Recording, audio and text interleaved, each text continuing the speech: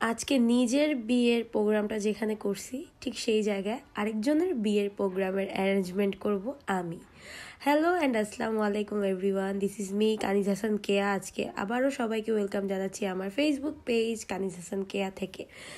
আসলে এতদিন একটা লম্বা গ্যাপ চলে গেছে, আমি সব মিলে কি বলবো, বিজি ছিলাম বলবো নাকি অসুস্থ ছিলাম বলবো জানি না, বাট আসলে আপনাদের সবাইকে আমি অনেক অনেক মিস করছি। বিকজ আমি আমার ফেসবুকে পেজে ভিউ কেমন হোক সেটা ডাজেন্ট ম্যাটার, বাট যারা ভিডিও আমার দেখে তারা অল্প কয়েকজন দেখলেও আপনাদের কাছ থেকে এত পরিমাণ ভালোবাসা আমি পাই, তার জন্য অনেক অনেক অনেক থ্যাঙ্কস।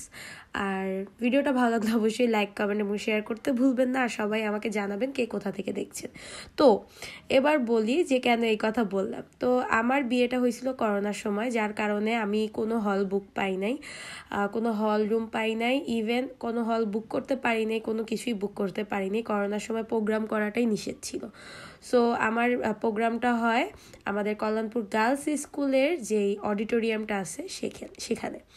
তো ওই অডিটোরিয়ামটা তে আমি এবার যাই হচ্ছে একটা হালদি সিরেমানির প্রোগ্রাম হচ্ছে ডেকোর করতে, যেটার গেটটা ছিল এইটা, আর এইটা পুরা ঢুকা থেকে ধরে এই একদম অডিটোরিয়ামের গেট পর্যন্ত পুরা গোল্ডেন কালারের লাইটিং ছিল। আর মাশাল্লাহ কাজটা করার পর এতটা সুন্দর লাগতেছিল, কালার কম্বিনেশন অ্যান্ড অল, মানে খুবই সুন্দর লাগছে। আর মেইনলি হচ্ছে গিয়ে একটু আউটসাইডে না কাজ করলে একটা অন্যরকম ফিলিংস কাজ করে, মানে খুবই ভাল লাগে একটু ডিফারেন্ট জায়গায়। আর এটা ছিল সেকেন্ড গেট, তারা দুইটা গেট রিকোয়ারমেন্টে ছিল। আর এটা ছিল তাদের ফটো বুথ, যেখানে আমরা সামনে একটা টুল দিয়েছি। আর অডিটোরিয়ামটা বেশ বড়, যার কারণে সবাই খোলামেলাভাবেই কাজ করতে পারছে। আর আমার স্টেজটা ছিল হচ্ছে হলুদ আর পিঙ্ক পিচের মধ্যে, যার কারণে স্টেজটার অডিটোরিয়ামটা আমি বলবো আর একটু সেট করার জন্য, তাহলে আর নেক্সটে কাজ করে আরও ভালো হবে। ওয়াকওয়ে ছিল সাথে, ওয়াকওয়ের স্ট্যান্ড ছিল কিছু। আর হচ্ছে গিয়ে আমাদের সাউন্ড সেট আপ ডিজে ছিল। তো ডিজের লাইট চেক করতেছিল এখন যে সব কিছু ঠিকঠাক আছে কি না।